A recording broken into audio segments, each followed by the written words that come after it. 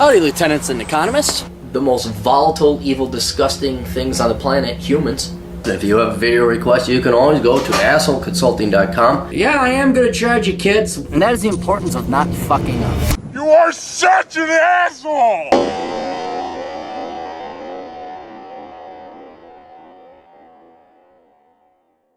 Everybody, assholeconsulting.com. Check it out if you got questions, you need guidance, advice, or you just want to pay me to answer questions.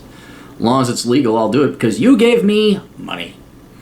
Hi, Aaron. It's been a while. I hope you are doing well. Please provide a quote for an answer to the following question. With regard to your last video advice to a guy from Seattle who's looking to meet a conservative woman online, who do you believe is responsible for these young women today being the way they are, i.e. only caring about career and politics? Who is to blame and why exactly? Thanks. I won't mention your name.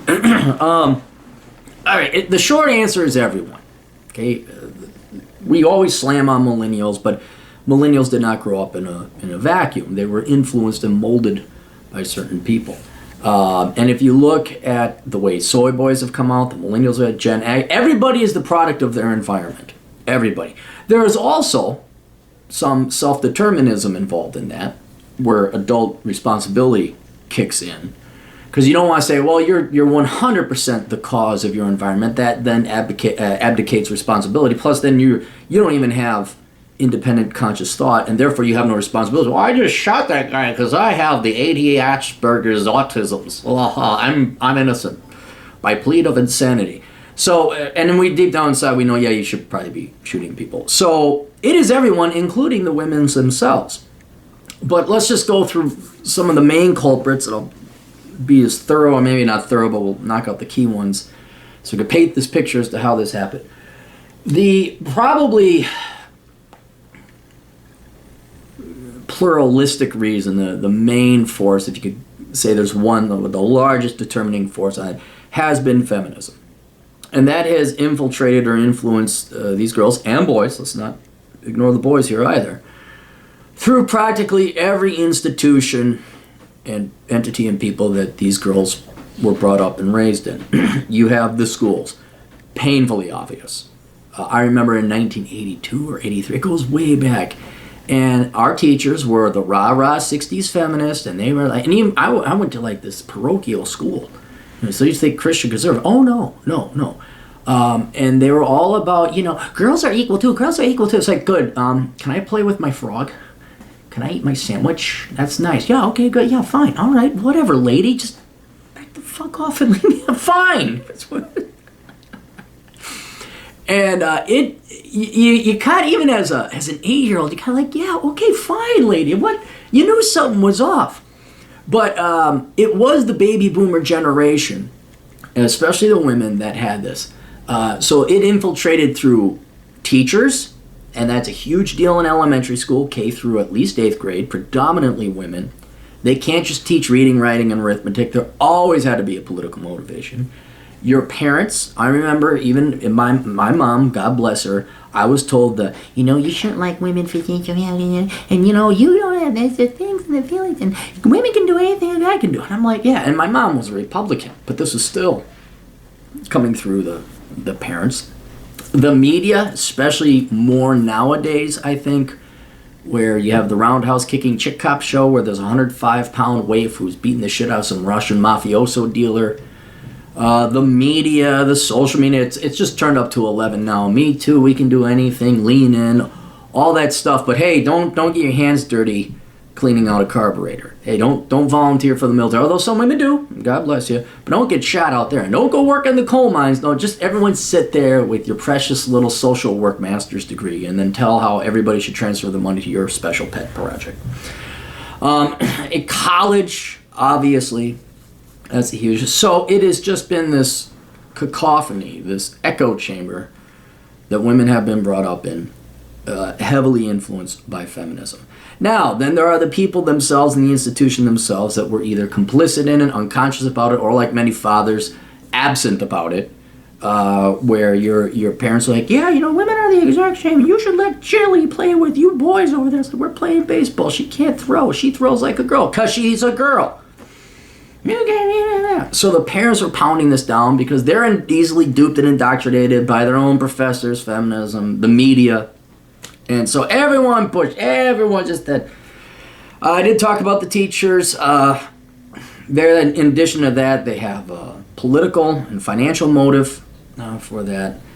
Academia, college, certainly that there too. But now, today, it's a bizarre world where the you go girlism and the feminism, and now you can't even call it feminism, but the work comes first and politics are your life.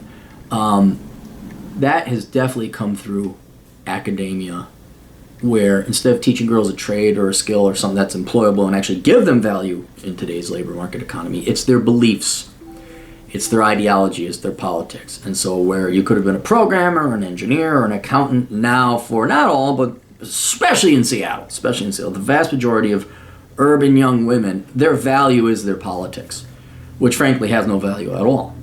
You know, my politics have no values as well. We should manage society this way, but I better contribute to society in one particular way or another.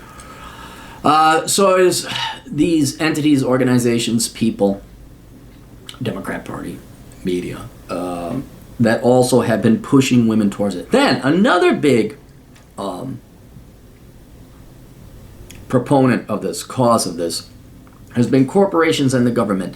Not so much in a conscious or conspiratorial way, but if you double the labor market, and this is simple because we really didn't double the labor market when we pushed women into it, but we did flood the labor market with labor. And what that did was two things. One, it lowered wages. So now it's not just half the population working to support, stay-at-home mom and kids. So that lowered wages, corporations like that. It also gave women money so they could spend it. Corporations really like, and if you look at women today, well, maybe not so much. I wouldn't say millennials are a little bit more minimalistic, but certainly the Sex and the City crowd, my generation, I need a Prada handbag. I need those shoes. I need an iPhone 27DX CX3. The consumerism. So corporations lowered their expenses, boosted their revenues, and guess what? My favorite. I joke, it's not mathematically this way, but disproportionately, percentage-wise this way. Why are you girls majoring in stuff so you can raise other women's kids when you could have just done that for free with your own kids, raising your own kids, only to get paid for raising other women's kids, which means you got taxed for labor that wouldn't be taxed if you just raised your own kids. I always love pointing that out. I'm a social worker with little children. Why do you raise your own kids and then you're not going to be taxed for all this labor? Plus, you might actually love your kids. You don't care about those kids. You just get in for the government check. Earned, of course, earned.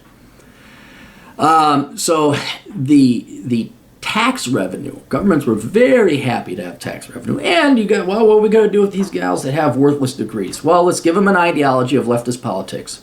And then we're going to create entire industries of social work, make work government industries. I hate to say education because there's some validity to education, but these post, pre, after, before school programs, and you need special ed, and we need these turnaround we need a grant for this, we need a grant for that. The actual percentage of money spent in education on reading, writing, and arithmetic is about that much. And so government unions like that, government likes spending money, government likes taking in money. So they're pretty much, and then let's not leave men completely out of this. Men were, I don't want to say asleep at the wheel, but we just want to get laid. And so what do we do? Whatever. Yep. You go. I'm for you, girl. Down with whatever, the burning of the bras. And we would just agree, because we just wanted to get laid. That's basically it. And you can kind of see those pictures now, like the Elma Solkowitz. I remember her. She was Mattress Girl. And there's a picture of this dopey soy boy whose arms are all noodly. And he's like smiling. He's in the picture. There's like a bunch of very, very average looking girls around. And he's like, he's thinking he's going to get some. And like, no. And so instead of men standing up to them, which we didn't know any better. Again, we weren't brought up in a vacuum. We were told, you should, okay, all right. Will they like me because of that? Okay. Will I have sex with them if I agree? All right, okay. I will be a supportive, sensitive, caring, understanding, nice, sensitive 90s guy. And so there's nobody stopping, except maybe now today, except now with the internet. you have some truly brave souls who are in the red pill community, and they're saying, like, no, nothing wrong if you want to go and work. There's nothing wrong with that. And there's technically nothing wrong if you want to be a Democrat or a socialist or a communist or an environmentalist or a feminist. You have the right to choose it. It's just that, well, you're wrong when it comes to economics, but you are ruining your life. You don't even have a life to ruin. That's how sad it is in most of these cases. So if you were brought up on a pure diet of isms have value, feminism, environmentalism, socialism, veganism, all these isms, and you had value because you believed or at least espoused these things and virtue signaled these things. And here are entire studies created out of whole cloth for you to study them so you can avoid math and STEM and engineering and hard stuff. And then we're going to make work government jobs, and we're going to give you this noble cause behind it, social justice, equality, da-da-da-da-da-da. You've basically created a religion with a bunch, I would almost say a cult, but it's so large, and it's larger than Christianity or Islam or Judaism. You have this massive, almost state-sanctioned religion that a lot of these gals believed in. And you didn't train them in any kind of skill. You didn't give them anything tangible of economic tradesman-like value. So when they go out into the real world post-college, there's a real rude awakening, and you either wake up and realize that you've been sold a bill of goods, or you double down and you go to, and that's where the vast majority, not all, but the vast majority of the women do, and that's why they're so fervent about it. If you dare try to point out that, hey, your political ideology is really a religion, it has no value, worse, it might actually kill people down the road, enslaving people more, you're forcing a mirror into Dracula's face. They have nothing there. You're showing them that their entire youth has been wasted on something that ultimately has no value. I mean, it's a belief, it's an opinion, but it has no actual value in society if you believe what's popular, or especially what you're told to believe and say and spew. I mean, how brave. I hate Trump. All right, well, wear a MAGA hat. You tell me what's more brave, walking downtown, any town, with a MAGA hat, or you with your little coexist bumper sticker. I mean, tell me what's more brave. Anyway, so that's how they got to there, and that's kind of where we are now, is these gals, and again, guys too, but they're dumped out into the market. They're all pursuing their, part-time journalism degrees or journalism careers, if you could call it that. They all have their websites and blogs. They work at some nonprofit. Even if they do have some kind of tangibly productive job, it could be accounting or clerical or serving coffee, that really doesn't define them. And what's worse is, since it is their politics and ideology, and thus their career that they're going to make a living on it, they're all going to be social justice, they're all going to change, they're all going to be community activists, and they've invested so much money in it, they have to make that pay off. Otherwise, they're going to have to admit that they were duped and got sold a bill of goods, and they were lied to, and they wasted their entire youth. So I think that's why, and then they've been told that their career is the most important thing. If they marry a guy who's going to go and dump her ass and run off with Bambi, the 23-year-old, and she's not going to have a skill or a talent, which I'm not necessarily disagreeing with. I think women should have a skill and a talent so that in case they're on their own, they would be employable. But none of these leftist gals major in anything slightly employable. If anything, they make it worse by loading up on student loan debt, and then they're really crippled and screwed if their husband were to run off or get killed and there's no insurance or anything like that. But this is why they only care about the career in politics, is because they've been conditioned to, and two, they have nothing else. They really don't. Go look at their profiles. It is so common. It's so, you're organic. Okay, you are vegan. Oh, and you were on the Hillary Clinton campaign. Okay, can you tell me something unique and different about you? How are you different than any one of the literally millions of young leftist, liberal arts majoring women out there with student loans and debt who are putting their career first? You're not. You're very common. The rare ones, the unique ones, the true, I don't even want to call them independent thinkers, although they certainly would have to be, is the non-leftists. I'm not even saying conservatives, just people that say, you know what, that whole purple hair on one side, shaved heads, armpit hair, nose rings, and tattoos, not for me. You know, that's a sign of uniqueness and intelligence. But the rank and file, especially in Seattle, oh my gosh, you go there, it's just, it's not debauchery, what's the word I'm looking for? It's approaching filth. It really is approaching filth, where it's like, God, stop panhandling. No, I'm not giving you money. No, you don't need a needle program. You don't have money to go and get a suit or clean up, but you got money to get tattoos and piercings and heroin? Well, that's more Seattle. That's not necessarily the professional liberal effete class. But yeah, that's what caused it. All of society did. All of it. And most of them swallowed it whole, man. Most of it swallowed it whole. And I think if the Gen X feminists, and certainly the baby boomer feminists that are now dying, if they're any indication, the brainwashing and the conditioning is so strong and so successful, they will believe this lie until they're dead. They will never be beautiful. Not because they're not capable of it, but they're not going to put forth the effort into it. They're not going to get married. They're not going to have kids.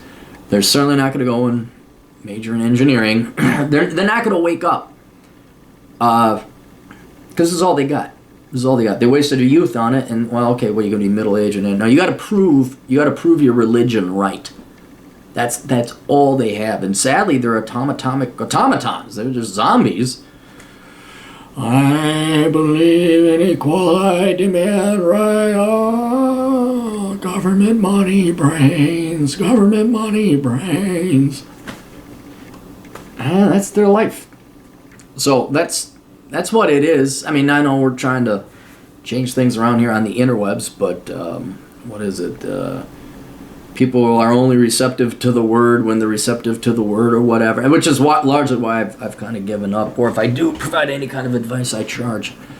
But that's how it is. I like to say there's a solution, but there's not. And especially if you get into a place like Seattle or San Francisco, it just becomes a reinforcing cacophony. It really does become cultish then. And you can see the insanity and just how fervent they are about their beliefs. Trump could fart on a Tuesday the wrong way, and they'll go apoplectic. I don't even know what happened in Russia this time. I don't know what happened. Oh my God. People are crying. Full-grown adults are crying. When Kennedy died, who was it? Somebody was saying this professor he knew just sat on the stairs and started crying. I'm like, this is a 55, 60-year-old professor, I believe. And he just started crying because Justice Kennedy was retiring? I mean, and I'm not saying that because I don't like leftists. I'm saying it because you are mentally insane if you are crying because a justice on the Supreme Court decides to retire because you are that defined and that valued by your politics. So, all right, anyway, wish there was a solution, but some problems don't have solutions. And you're best to learn that and move on. If you got questions, go to assholeconsulting.com. Send your questions there. Tune into the podcast we have too. The Clary podcast and the Older Brother podcast are both on the same RSS feed. All the links are down below. We got Patreon. Obviously, I'm not employable at all. So if you want to help out the old captain, buy some beer money or gas money, you can go to patreon.com/Aaron Clary. And then check out the books. Links also down below. We'll see you guys later. Toodles.